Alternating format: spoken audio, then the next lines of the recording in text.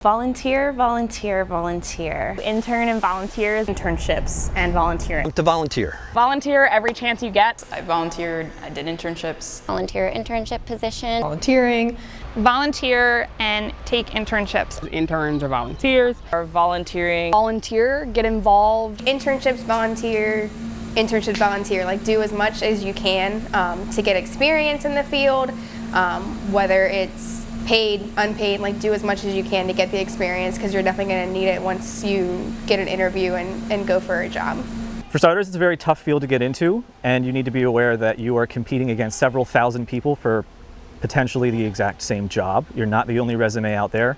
But the best piece of advice that I would give you is that if you're interested in starting a job at a zoo, you need to be aware that you need to send your applications out to just more than the state that you live in.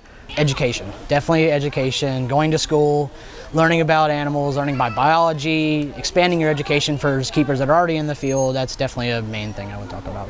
For someone looking to get into the field, I would recommend volunteering. We do have volunteering opportunities here for teenagers and for adults, but also just any animal experience that you can get working at vet clinics or animal shelters to kind of get your foot in the door. Internships are a great way to get involved as well. Just get your foot in the door. Doesn't matter whether it's unrelated to what you're doing in terms of working with dogs, and even though you want to work with tigers or something like that. Internships in college. And just keep on trying. I can't tell you how many resumes I put out there until finally I snagged that first interview. And don't be afraid to start at the bottom. I started as seasonal, then went up to part-time, then full-time, then where I am now. So just don't get discouraged and keep it up. I would say definitely get a degree, go to school. Try to volunteer if you live near a zoo. Definitely get volunteer experience in. Try to get internships. I can say that I personally did an internship here at the Maryland Zoo in Baltimore. I also volunteered here, and I volunteered for about 2 years. So definitely get the experience in any way you can. It will definitely help you get a paying job.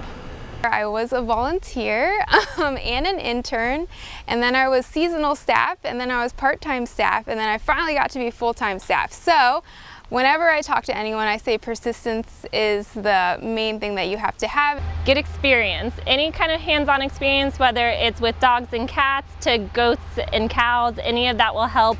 And then if you major in any kind of science like biology or even psychology and study animal behavior, and then do lots of internships.